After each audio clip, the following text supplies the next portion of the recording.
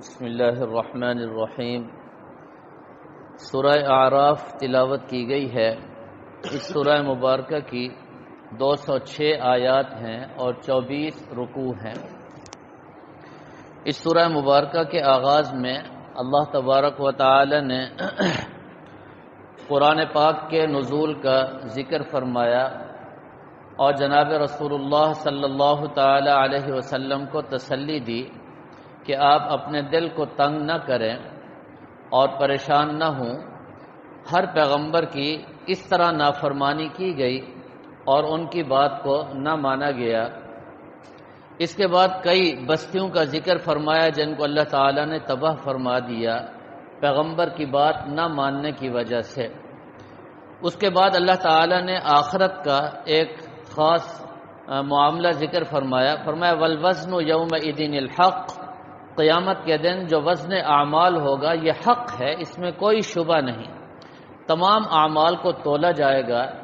فرمایا فمن ثقلت موازینہ، جس کی نیکیاں بڑھ گئیں وہ کامیاب ہوں گے، اور جن کے گناہ بڑھ جائیں گے وہ ظالم ہوں گے اور خسارے میں اور نقصان میں ہوں گے۔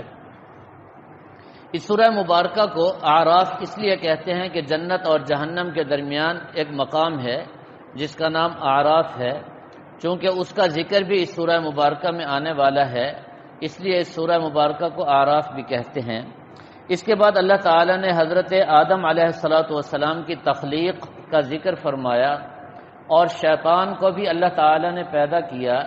آپ حضرات جانتے ہیں حضرت آدم علیہ السلام کو مٹی کا عنصر غالب تھا، اور شیطان کو آگ سے اور اس کی پیدائش میں آگ کا عنصر غالب تھا۔ پھر ان کی جو کشمکش ہوئی اور جنت میں جو معاملہ ہوا، درخت کے قریب چلے گئے حضرت آدم، پھر حبوط ہوا، دنیا میں تشریف لائے، کئی واقعات اللہ تعالیٰ نے ذکر فرما دیے، آپ بارہا ان کو سن چکے ہیں۔ شیطان نے تکبر کیا اور سجدہ کرنے سے انکار کیا اور وہ ہمیشہ ہمیشہ کے لیے مردود ہو گیا۔ حضرت آدم علیہ السلام سے درخت کے قریب جانے کی وجہ سے جو تھوڑا سا معاملہ ہو گیا تھا، حضرت آدم علیہ السلام نے جو دعا مانگی اللہ تعالیٰ سے، جو کلمات ارشاد فرمائے ربنا ظلمنا انفسنا، یہ اللہ تعالیٰ کو بڑے محبوب کلمات تھے جن کی وجہ سے اللہ تعالیٰ نے ان کی مغفرت کا اور ان کی معافی کا اعلان بھی ساتھ کر دیا۔ اس کے بعد یہ واحد صورت ہے جس میں اللہ تبارک و تعالیٰ نے یکے بعد دیگرے چار مقامات پر یا بنی آدم کا لفظ ذکر فرمائے، اے آدم کے بیٹے، اے آدم کی اولاد، اے آدم کی اولاد، اے آدم کی اولاد، کسی اور صورت میں ایسا نہیں۔ حضرت آدم کا ذکر کرنے کے بعد پھر ساری انسانیت کو، بالخصوص امت محمد صلی اللہ تعالی علیہ وسلم کو اولاد آدم کہہ کر 4 چیزوں کا حکم دیا۔ پہلی 3 چیزوں کا تعلق ستر اور لباس سے ہے۔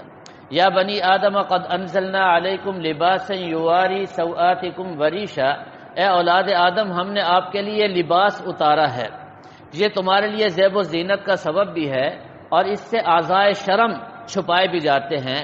یہ واحد انسان ہے جس کو اللہ تعالیٰ نے لباس کی دولت عطا فرمائی۔ دنیا میں جتنے بھی حیوان اور جانور ہیں کوئی لباس نہیں پہنتا، صرف لباس اللہ نے انسان کے لیے اتارا ہے۔ اس کے بعد اللہ تعالیٰ نے دوسری جگہ ذکر فرمایا یا بنی آدم، اے اولاد آدم، شیطان تمہارا دشمن ہے اور بڑا مکار ہے، اس سے ذرا بچ کے رہنا۔ تیسری جگہ فرمایا یا بنی آدم خذوا زینتکم عند کل مسجد، جب بھی تم اللہ کے گھر میں جاؤ، مسجد میں جاؤ تو لباس پہن کر کے جاؤ، اور لباس بھی عمدہ اور خوبصورت پہن کر کے جاؤ۔ حضرت حسین ہر نماز کے لیے عمدہ لباس پہنتے تھے جیسے عید پر پہنا جاتا ہے۔ لوگوں نے پوچھا تو فرمایا کہ تمہیں پتہ نہیں میں اللہ تبارک و تعالیٰ کی زیارت اور ملاقات کے لیے جا رہا ہوں جو دونوں جہانوں کے شہنشاہ اور بادشاہ ہیں۔ دنیا کے چھوٹے سے افسر اور بادشاہ کو ملنا ہو تو ہم کتنا بناؤ سنگھار کر کے جاتے ہیں، میں تو دونوں جہانوں کے شہنشاہ کے پاس جا رہا ہوں۔ اس لیے ہر نماز کے وقت عمدہ لباس پہن کر کے حضرت حسین رضی اللہ تعالیٰ عنہ آیا کرتے تھے۔ اور اس کے ضمن میں ان لوگوں کی مذمت بھی بیان کی گئی جو ننگے طواف کیا کرتے تھے اور بے حیائی اور فحاشی کو پھیلانے کا ذریعہ تھے۔ ان کی بھی اللہ تعالیٰ نے بڑی سخت مذمت فرمائی۔ چوتھی جگہ فرمایا یا بنی آدم اما یاتینکم رسل، اے اولاد آدم اگر میرا پیغمبر آپ کے پاس آ جائے تو اس کی اتباع بھی کرنا، اس کی تصدیق بھی کرنا۔ اس کے نتیجے میں فرمایا لا خوف علیہم ولا هم یحزنون، تمہیں کوئی خوف نہیں ہوگا، کوئی غم نہیں ہوگا۔ ساری مصیبتوں اور پریشانیوں کا علاج میرے پیغمبر کی بات کو ماننا ہے، ان کی تصدیق کرنا ہے۔ اس کے بعد اللہ تبارک و تعالی نے جنت اور جہنم کے کچھ تذکرے فرمایا جو اللہ تعالیٰ کو جھٹلانے والے ہیں، کفار ہیں، وہ جہنم میں جائیں گے، اہل ایمان اور متقی لوگ وہ جنت میں جائیں گے۔ پھر جنت اور جہنم کا تذکرہ کرنے کے بعد اہل جنت کا تذکرہ اور اہل جہنم کا تذکرہ بھی اللہ تعالیٰ نے فرمایا کہ اہل جنت اہل جہنم کو خطاب کریں گے اور پکاریں گے وَنَادَى أَصْحَابُ الْجَنَّةِ أَصْحَابَ النَّارِ أَنْ قَدْ وَجَدْنَا مَا وَعَدَنَا رَبُّنَا حَقًّا، جو ہمارے پروردگار نے ہم سے وعدے کیے تھے وہ سارے وعدے سچے نکلے، آج ہم دیکھ رہے ہیں، دیکھو تم بھی دیکھ لو، ہم جنت میں مزے کر رہے ہیں۔ اور پھر جہنم والے بھی ایک موقع پر اہل جنت کو پکاریں گے وَنَادَى أَصْحَابُ النَّارِ أَصْحَابَ الْجَنَّةِ أَنْ أَفِيضُوا عَلَيْنَا مِنَ الْمَاءِ أَوْ مِمَّا رَزَقَكُمُ اللَّهُ، جہنم والے کہیں گے اہل جنت کو تھوڑا سا پانی تو دے دو، او مما رزقکم اللہ، تم مزے کر رہے ہو تھوڑا سا کچھ کھانے کو تو دے دو۔ اہل جنت ان کو کہیں گے ان اللہ حرمہما، اللہ نے یہ دونوں چیزیں کافروں پر حرام قرار دے دی ہیں، تمہیں کچھ بھی نہیں ملے گا۔ اس کے دوران اللہ تعالیٰ نے اعراف کا ذکر فرمایا ہے۔ اعراف جنت اور جہنم کے درمیان ایک جگہ ہے، وہاں کون لوگ ہوں گے؟ ایک قول یہ ہے کہ جن کے نیکیاں اور جن کے گناہ برابر ہوں گے ان کو فوراً جنت میں نہیں ڈالا جائے گا، وہ اعراف میں رہیں گے، بعد میں پھر ان کو بھی جنت میں داخل کر دیا جائے گا۔ اور ایک قول یہ ہے کہ وہ لوگ جن کے اعمال تو بہت زیادہ ہیں، بہت اچھے ہیں، لیکن وہ اپنے ماں باپ کی نافرمانی کرتے تھے، ان کو ایذا پہنچاتے تھے، ان کو جنت میں نہیں جانے دیا جائے گا، ان کو پہلے اعراف کی ہوا کھانا پڑے گی اور وہاں جو تکلیف ہے وہ ان کو اٹھانا پڑے گی، یہ بڑی تکلیف ہوگی کہ ہمیں جنت سے روک دیا گیا۔ اور ایک قول یہ ہے کہ ماں باپ کی اجازت کے بغیر جو شخص جہاد میں گیا، یہ اچھی طرح سنیے، مفسرین نے لکھا ہے ماں باپ کی اجازت کے بغیر جہاد میں چلا گیا، وہاں جا کر لڑتا رہا اور اللہ کے راستے میں شہید ہو گیا، شہادت کے باوجود اللہ تعالیٰ اس کو جنت میں نہیں جانے دیں گے، اس کو روک دیں گے اور اعراف میں اس کو ڈالا جائے گا، اس لیے کہ اتنا بڑا عمل کیا۔ لیکن قرآن پاک میں جگہ جگہ کتنے مقامات ہیں، اللہ تعالیٰ نے فرمایا ماں باپ کی اطاعت کرو، ماں باپ کو خوش کرو، راضی رکھو، ماں باپ کی نافرمانی کر کے چلا گیا، اس لیے اس کو یہاں رکھا جائے گا۔ اور بعض حضرات فرماتے ہیں یہ جو اہل ایمان کے بچے ہیں چھوٹے، ان کو وہاں رکھا جائے گا، نہیں، اہل کفر کے، کافروں کے جو بچے ہیں، ظاہر ہے وہ نابالغی کی حالت میں اس دنیا سے چلے گئے، وہ مکلف نہیں تھے، ان کو اعراف میں رکھا جائے گا۔ بہرحال اس میں مختلف اقوال ہیں، ان کا ذکر کیا گیا۔ اس کے بعد اللہ تعالیٰ نے آسمان و زمین کی تخلیق کا ذکر فرمایا، ان فی خلق السماوات ان ربکم اللہ الذی خلق السماوات والارض فی 6 ایام، 6 دنوں میں اللہ تعالیٰ نے آسمان و زمین کو پیدا فرمایا۔ اور اس میں الوہیت کی 3 دلیلیں بھی اللہ تعالیٰ نے ذکر فرما دی کہ دیکھو تہ بتہ 7 آسمان اللہ نے بنائے بغیر ستون کے، کوئی ستون نہیں ہے۔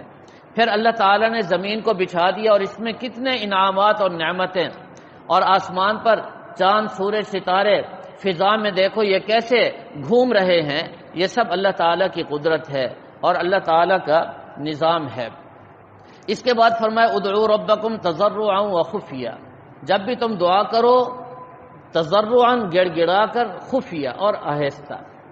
یہاں پر دعا کے بارے میں علماء نے لکھا ہے، مفسرین کا قول ہے آہستہ دعا اور بلند آواز سے دعا، ان میں 70,000 درجے کا فرق ہے۔ ذرا اس کو ذہن نشین فرما لیں، آہستہ دعا 70,000 درجے افضل ہے اونچے الفاظ میں دعا مانگنے سے۔ عام طور پر نمازوں میں جو ائمہ حضرات ہیں وہ بالکل خاموشی سے دعا مانگتے ہیں، اور مقتدی حضرات کہتے ہیں ہمیں مزہ نہیں آتا، عام طور پر میں سنتا ہوں کہتے ہیں اس میں مزہ نہیں آتا۔ یاد رکھیں اس میں 70,000 درجے فضیلت ہے۔ البتہ نبی پاک صلی اللہ تعالی علیہ وسلم بعض مرتبہ بڑے مجمع میں بآواز بلند بھی دعا فرما دیا کرتے تھے، اس لیے جمعہ اور عیدین کے موقع پر ائمہ حضرات بآواز بلند دعا بھی کر لیتے ہیں، وہ بھی چونکہ حدیث سے ثابت ہے، لیکن بہرحال عام سنت یہی ہے اور عام دعاؤں میں اہتمام یہی ہونا چاہیے کہ دعا آہستہ ہونی چاہیے۔ اس کے بعد اللہ تعالی نے 6 پیغمبروں کے واقعات کو ذکر فرمایا۔ حضرت نوح علیہ السلام اور حضرت ہود علیہ السلام، حضرت صالح علیہ السلام، حضرت لوط، حضرت شعیب اور حضرت موسیٰ علیہ السلام، ان کے واقعات کو ذکر فرمایا، اور یہ سارے واقعات بڑے دلچسپ اور مزیدار ہیں۔ میں آپ حضرات کو صرف 3 پیغمبروں کے واقعات اختصار کے ساتھ عرض کرتا ہوں، باقی 3 پیغمبروں میں سے حضرت شعیب اور حضرت لوط کے واقعات انشاءاللہ 12ویں پارے میں ذکر کروں گا، اور حضرت موسیٰ علیہ السلام کا کچھ تذکرہ یہاں ہو جائے گا۔ باقی پورے قرآن پاک میں ان کے واقعات پھیلے ہوئے ہیں، وہ متفرق مقامات پر چلتے رہیں گے۔ سب سے پہلے اللہ تعالی نے حضرت نوح علیہ السلام کا ذکر فرمایا ہے۔ حضرت نوح علیہ السلام کا اصل نام کیا تھا؟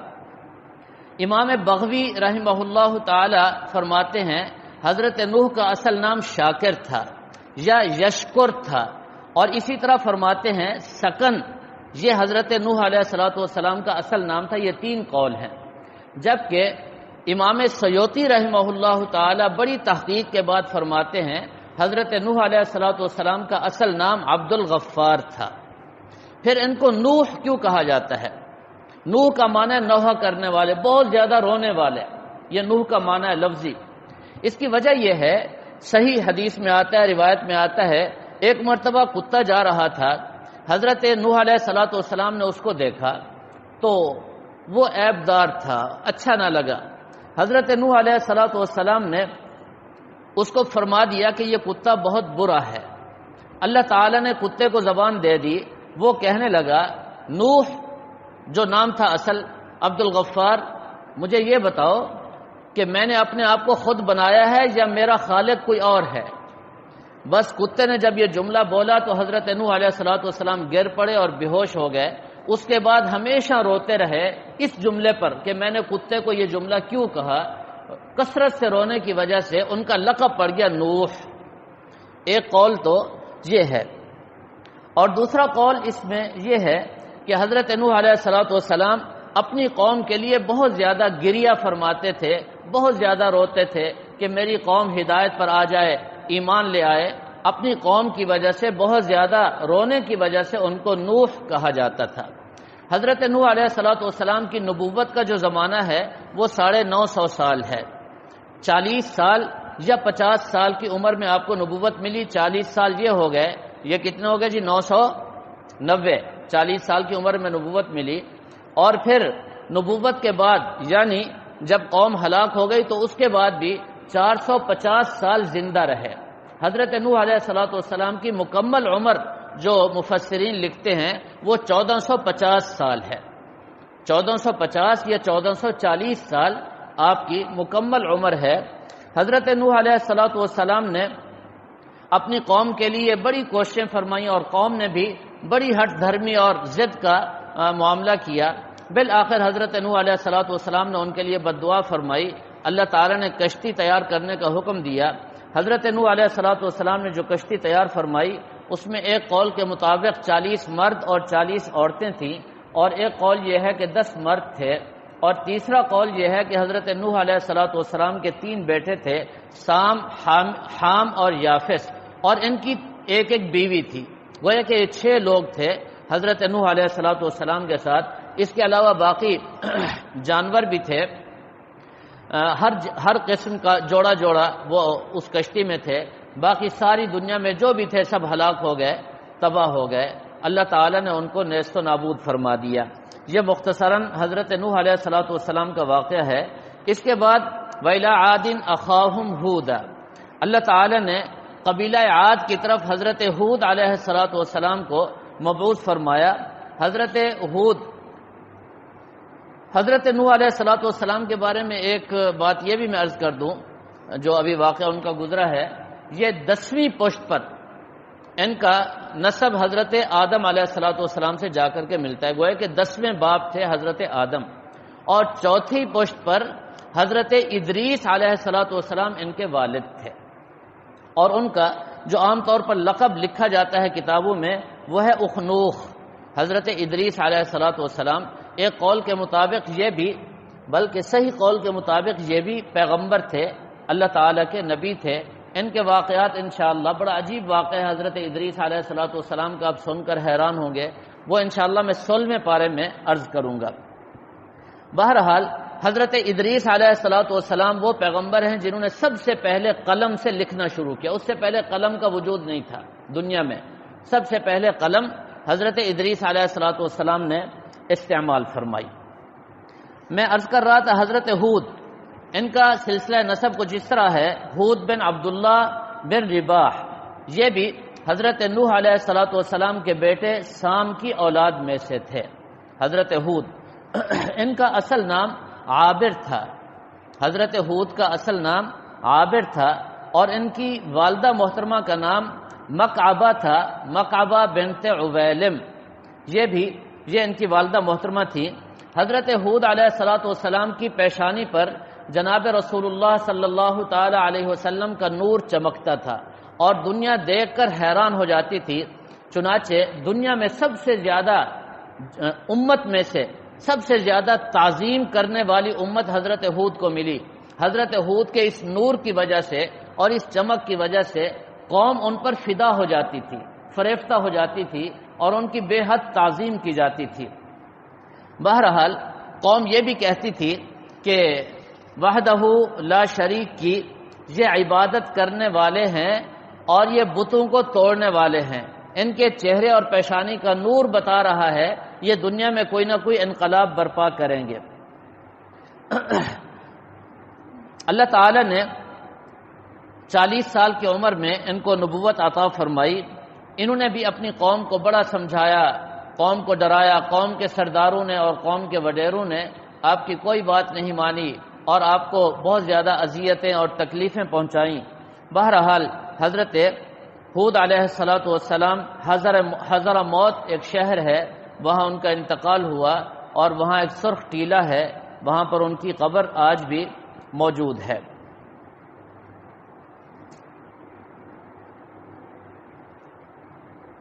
ان کی قوم پر جو عذاب آیا وہ ریت کا طوفان تھا۔ حضرت ہود علیہ السلام نے اپنی قوم کے خلاف بد دعا کی تھی، اللہ تعالی نے پہلے ریت کا طوفان برپا کیا، اور پھر ایسی ہوا چلی، اور اس ہوا میں ایسی چیخ تھی کہ اس ہوا نے ان کو اٹھا اٹھا کر کے پھینکا، اور سب کے سب تباہ ہو گئے، کوئی بھی ان میں سے نہ بچا۔ اس کے بعد حضرت صالح بن عبید علیہ السلام، ان کے والد محترم کا نام عبید تھا، یہ بھی اولو العزم پیغمبروں میں سے ہیں۔ قرآن پاک میں ان کے واقعات بھی کثرت سے ذکر کیے گئے ہیں۔ قوم سمود کی طرف ان کو بھیجا گیا۔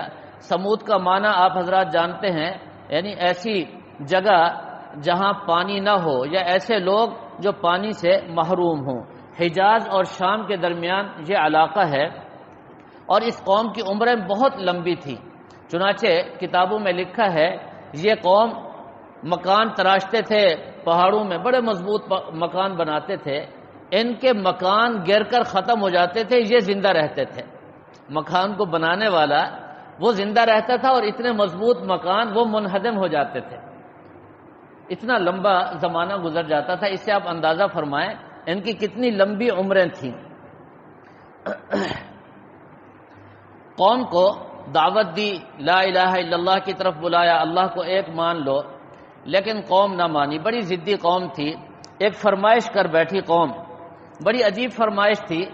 فرمائش یہ تھی ان کی کہ تم پتھر کا ایک ٹبہ ہو، وہاں ہمیں لے چلو، اور وہاں اس پتھر کے اندر سے بختی نسل کا، جس طرح اونٹ ہوتا ہے اس کی شکل کی، بڑے پیٹ والی اور بڑے بالوں والی 10 ماہ کی گابن اونٹنی آپ نکال کر کے دکھاؤ ہمیں۔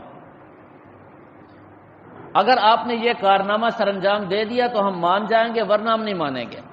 یہ قوم کا مطالبہ تھا، پتھر سے اونٹنی نکال کر کے دکھاؤ۔ چنانچہ قوم ساتھ گئی، حضرت صالح علیہ السلام پہاڑی پر تشریف لے گئے اور وہاں جا کر حدیث میں آتا ہے 2 رکعت نماز ادا فرمائی اور پھر اللہ تعالیٰ سے دعا فرمائی۔ جو ہی دعا مکمل ہوئی تو اس چٹان سے وہ آواز نکلنا شروع ہوئی جو اونٹنی کی ولادت کے وقت آواز ہوتی ہے، تکلیف ہوتی ہے جو آواز، اس پتھر سے وہی آواز نکلنا شروع ہوئی اور پھر پتھر پھٹنا شروع ہوا اور وہاں سے 10 ماہ کی گابن اونٹنی نکل کر سامنے کھڑی ہو گئی۔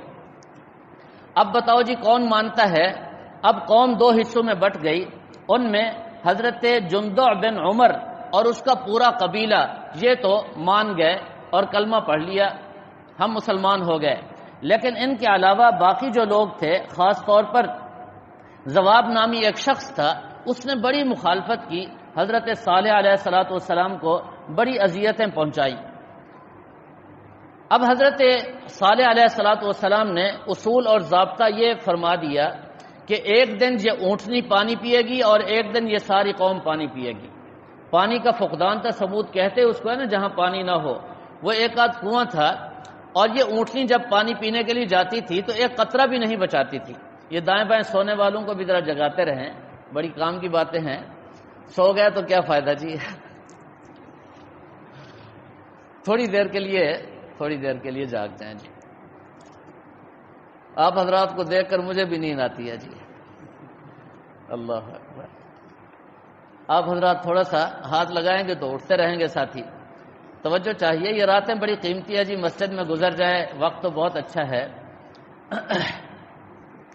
پانی کا فقدان تھا، چنانچہ اس اونٹنی کے لیے جو طے کر دیا قوم کے ساتھ، کچھ عرصے تک تو قوم نے کہا ٹھیک ہے، لیکن وہ جب سارا پانی پی جاتی تھی تو اس کی وجہ سے لوگ بھی پیاسے رہ گئے اور ان کے جو جانور تھے وہ بھی متاثر ہوئے، بڑے مسائل پیدا ہو گئے۔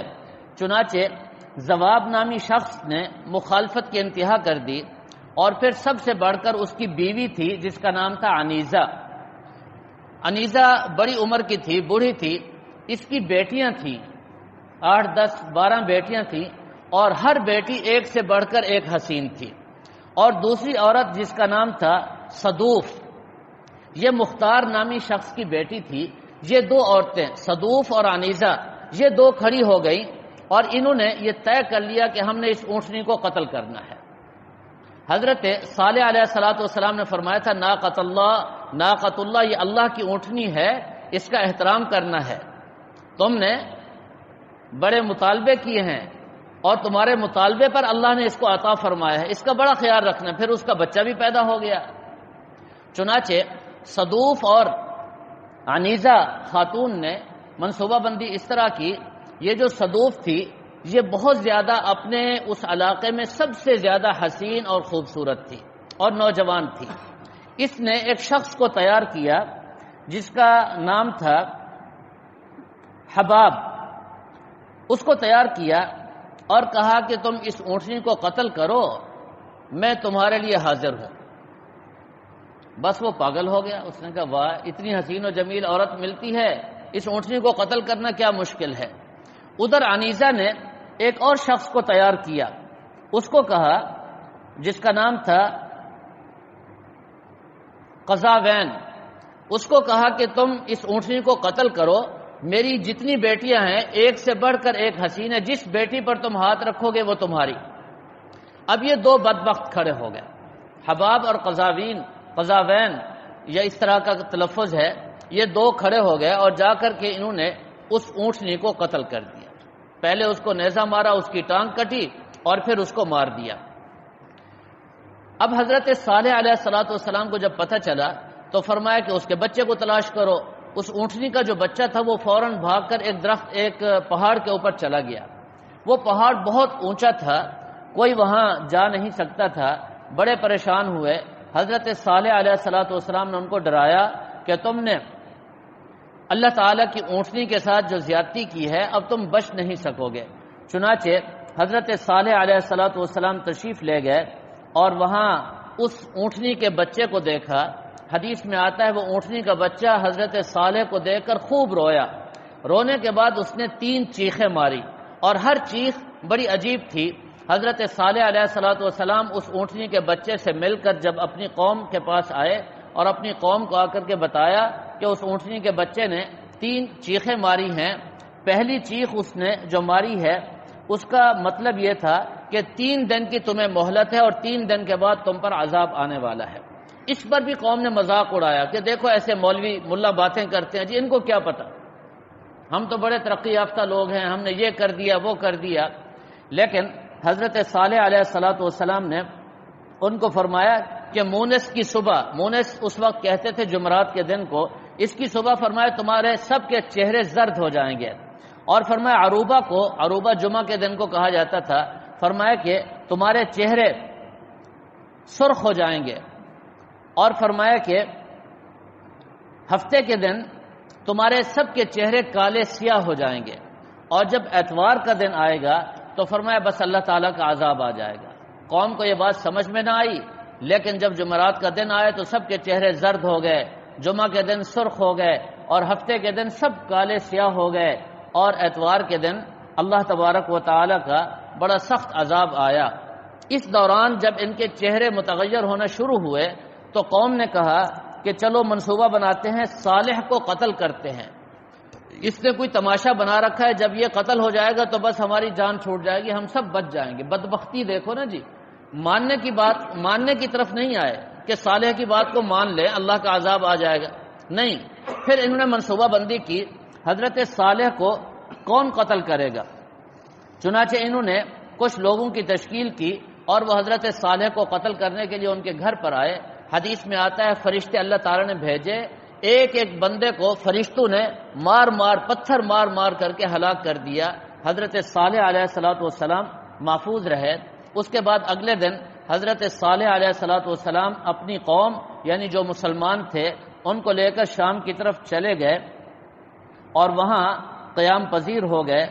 یہاں اتوار والے دن صبح صبح بڑا شدید قسم کا زلزلہ آیا اور پھر ایک بڑی چیخ نے ان سب کو تباہ کر دیا۔ فرمایا اس چیخ نے یہ حشر کیا کہ ان کے سینوں میں جو دل تھے وہ سب کے سب پھٹ گئے اور سارے کے سارے لوگ ہلاک ہو گئے، صرف ایک لڑکی بچی۔ ساری قوم تباہ ہو گئی ان کافروں میں۔ ایک لڑکی جو حضرت صالح کی سب سے بڑی دشمن تھی اور سب سے زیادہ دل میں عداوت رکھنے والی تھی، اس کا نام تھا زریعہ بنت سلف کی بیٹی تھی، یہ بچ گئی۔ سارا منظر اس نے اپنی آنکھوں سے دیکھا، اللہ نے اس کو دکھایا اور اس کو بچایا۔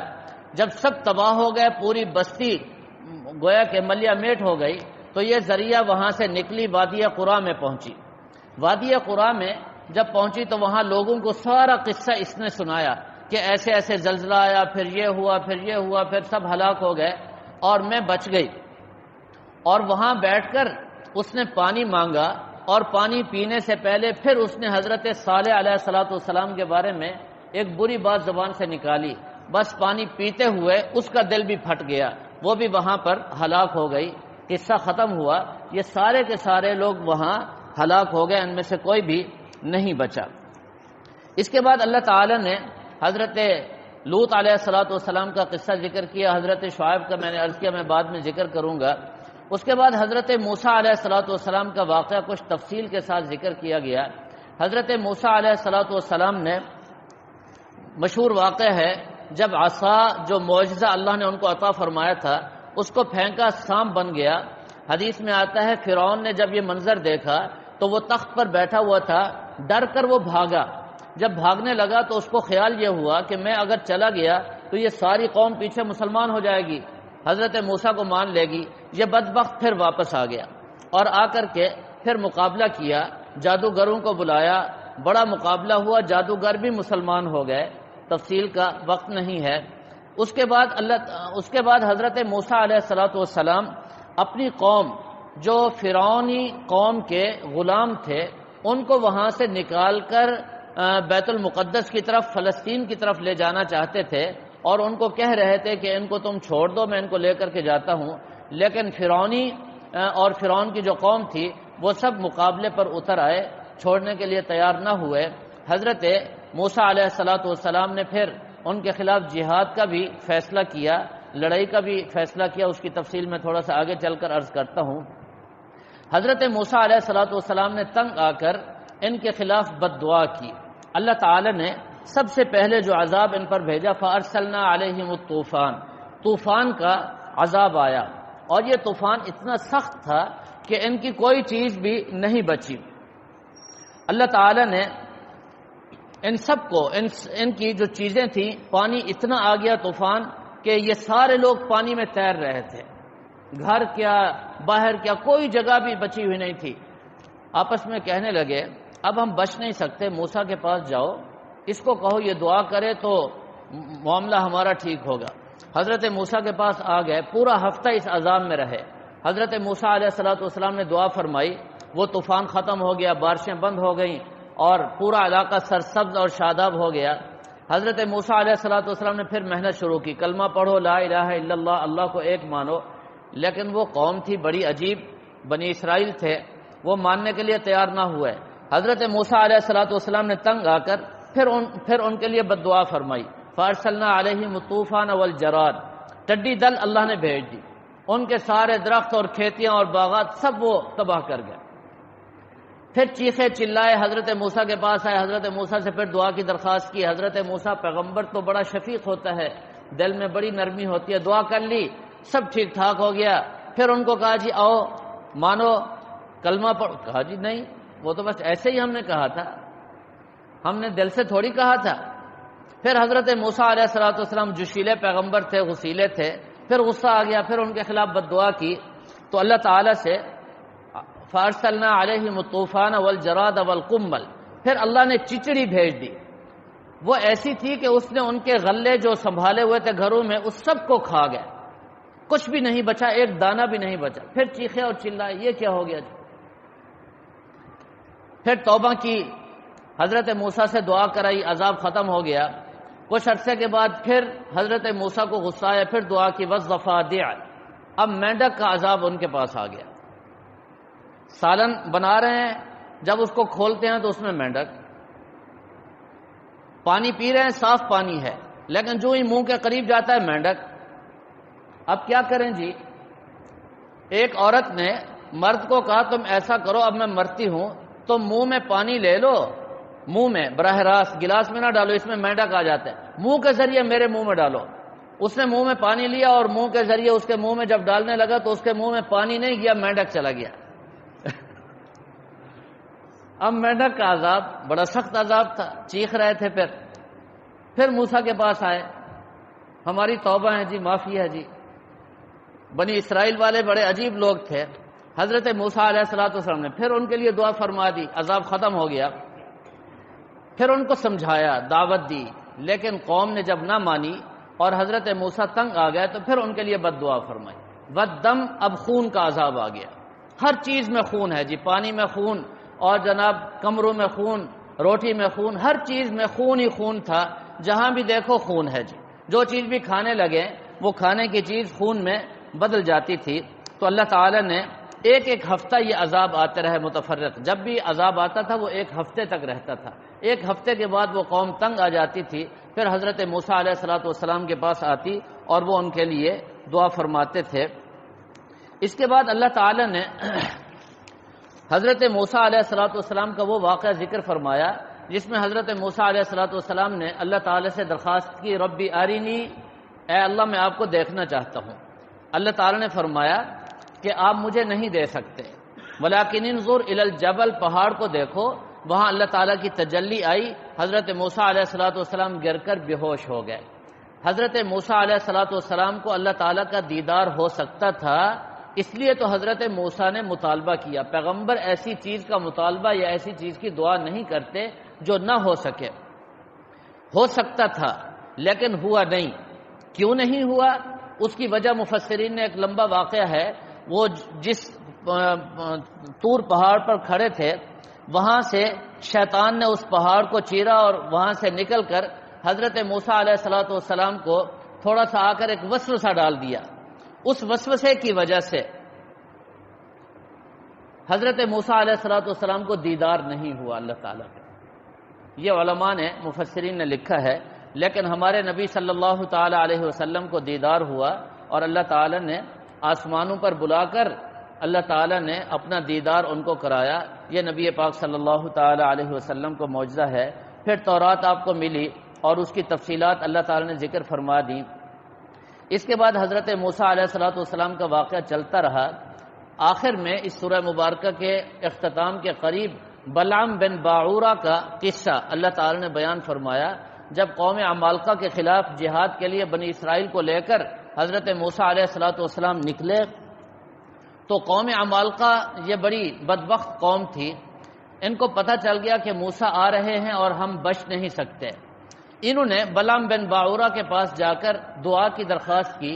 بلعام بن باعورہ مستجاب الدعوات بزرگ تھے، بہت نیک تھے، سال ہر سال سے وہ اللہ کی عبادت میں لگے ہوئے تھے. ان کی زبان پر جو بھی دعا آتی تھی وہ فوراً قبول ہو جاتی تھی. تو ان کے پاس گئے کہ دعا کرو.